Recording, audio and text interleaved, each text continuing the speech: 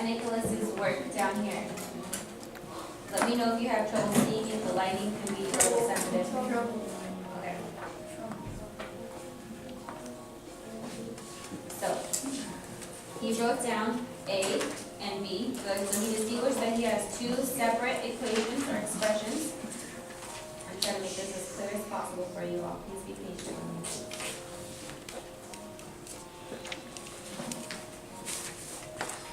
Okay. And he wrote 5 times 3 equals 15, and 5 times 4 equals 20. Here's your paper, Lauren. Thank you. And then on Lauren's paper, we can see she wrote the factors of each number, and then she has both the factors multiplied into different expressions, and she added them together to get the total of the two areas. Which of these two do you agree with more? If you agree with Lauren, put a 1. If you agree with Nicholas, put a 2. I see not everyone participating yet. Waiting on 1. 2. Can I explain why I did that? Hold on, Nicholas. I just want to see where we're at. So I see 1, 2, 3, 4, 5, 6. All right, we're going to split half and half. So let's do a little bit of deduction here. So Nicholas, explain why you did what you did and how it answers question B. I did that because it says the total area of the two adjacent rectangles. So I remember the total area of A was 15. So I wrote expression was 5 times 3 was 15. And then the other adjacent rectangle was 20 for like the units, 4 units. And I did that was B. And I did 5 times 4 was 20. Okay. And Lauren, explain what you did, please. I did that because of the vocabulary we did yesterday, the associative property. And I remember for the last one I did at the bottom, I remember that we had did that once and when we were doing the math lesson. Good. So what I really like about what Lauren did, thank you both. Let's give them 2 claps on 3. 1, 2, 3.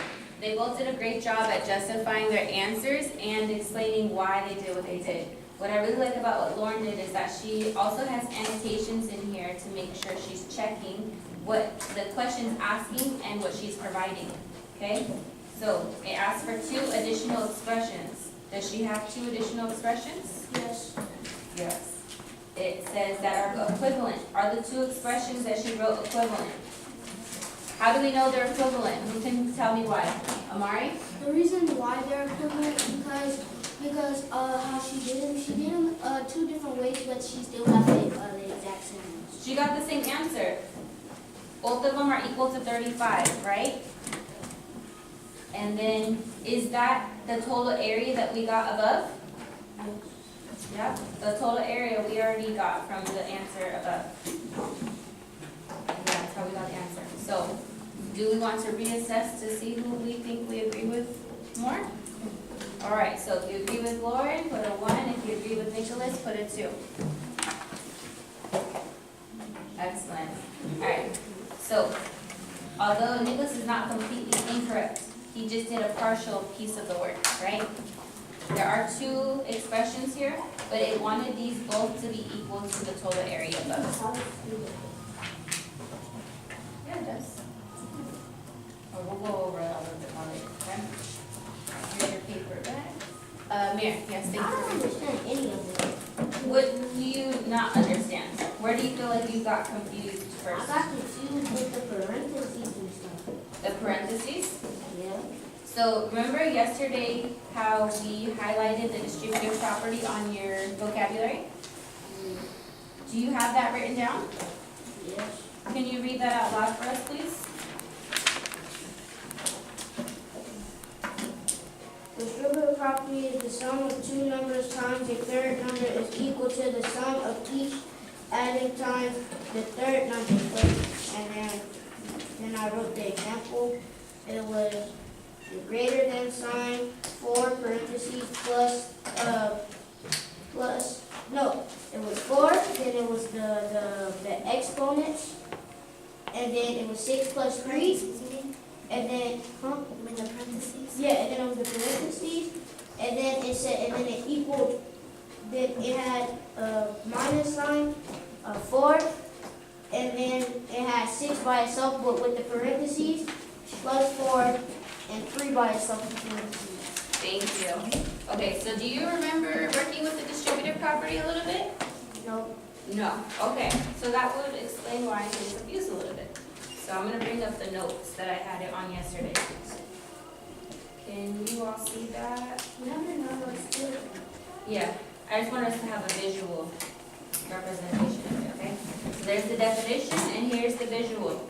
So when we're doing the distributive property, what it's telling us is that the total on this side is equal to the total on this side, right? You understand that these two equations are balanced? Have you ever seen a teeter-totter? It's like a toy on the playground. That's a tater-tot. A teeter-totter is a toy on the playground, okay?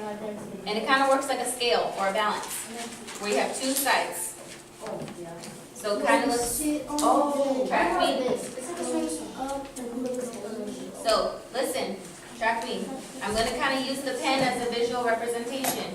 If I have something really heavy on this side, the other side goes up, right? But if I let go, it's balanced, right?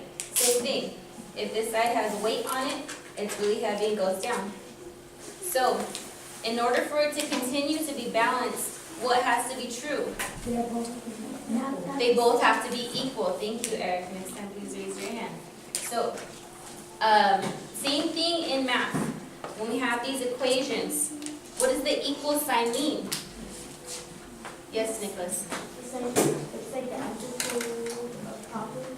The equal sign is the answer to a problem, but what else does it mean, Samara? They're the same. They're the same. So when you're solving two things, they have to be equal to each other. So with the distributive property, what it's telling us is there's two ways to write this and have the same answer. That's the product, right? The answer to a multiplication problem is called the product, okay? So it's telling us these two things are equal to each other. Are you with me still? No? Where did I lose you? Speak up, please. you lost me with the distributive. I just explained it. So, maybe it'll help you if we do actual arithmetic. Yeah? It doesn't help because I don't understand, like, I understand how to start with it, but I don't understand how to, like, do the middle part of it. The middle part? What do you mean the middle part? Like, with the exponents and the parentheses. The exponents? I mean, with the parentheses, I guess. So, when you see the parentheses, you don't know what it means? I do, I don't know, like, So, I don't know the parentheses when they have the number by itself. When it has like that 6, it's a parentheses, and it's not with like, it's not like the 6 plus 3. oh, okay, so you're confused about this piece. Okay, cool, so we identified it. So when you have a number and it's outside of a parentheses, who can help Amir understand what that means? Blair? Multiply? Yeah. It means to multiply. Okay?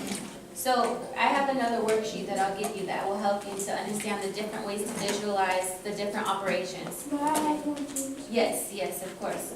So in math, there's different symbols and different ways to represent multiplication, okay?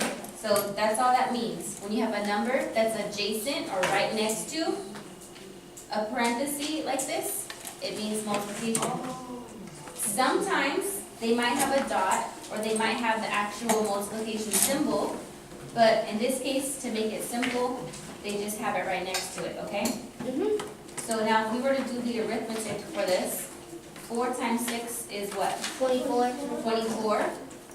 And 4 times 3? 12. 12, okay? So if we add 24 and 12, what do we get? 36. 36, good. We bring down our equal sign because nothing changes with that. Same thing, here, we have the 4 right next to or adjacent to the parentheses. So I will do 4 times 6 Yes, plus 3. plus 4 times 3. So remember, it's multiplied times everything inside of the parentheses.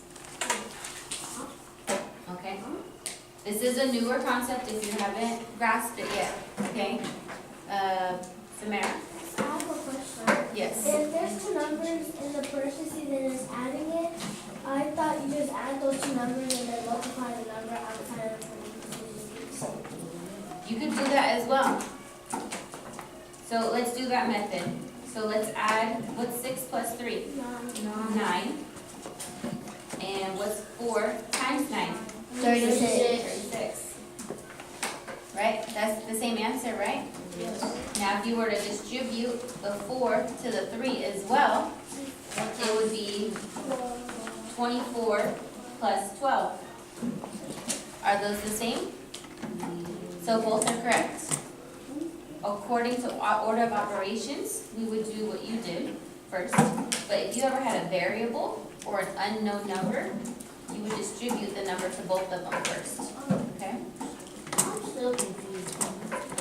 All right. We will make sure that we focus on how to make that confusion less of a problem for you, okay? Does anyone else have any questions about the distributive property? Okay. Let's turn to our partner, oh no, just kidding, the interaction with the new material. We have a key point. Oh, you're right. My apologies.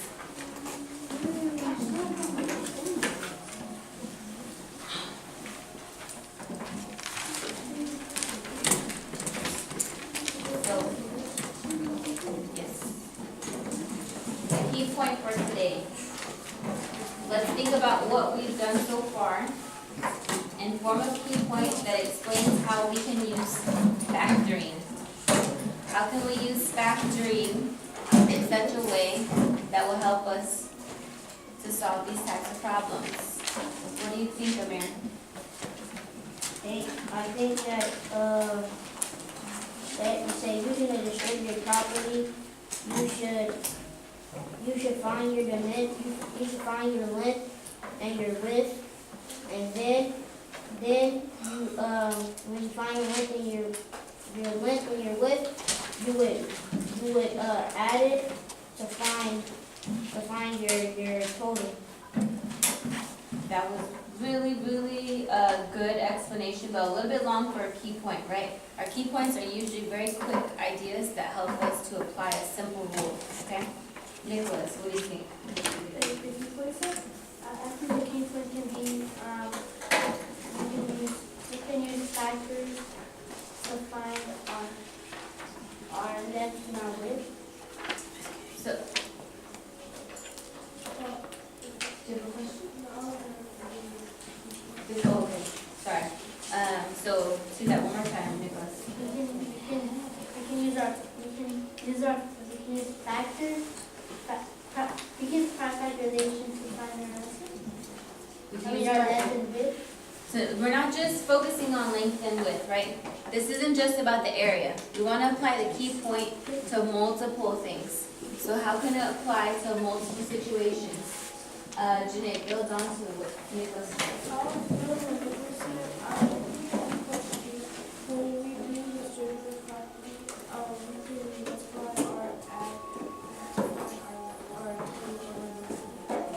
Okay, I'd like us to use the vocab words that we're learning, but let's go back to factoring, okay? Nicholas was almost there. Lauren, what do you want to add? When using distributive property, you can use factors. We're really close. We're almost there.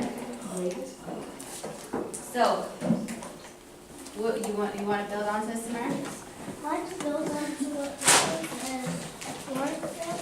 You can use factors and distributive properties to find equal expression. Okay, so we've got even more detail that we want to add, okay? The things that you used that were really important were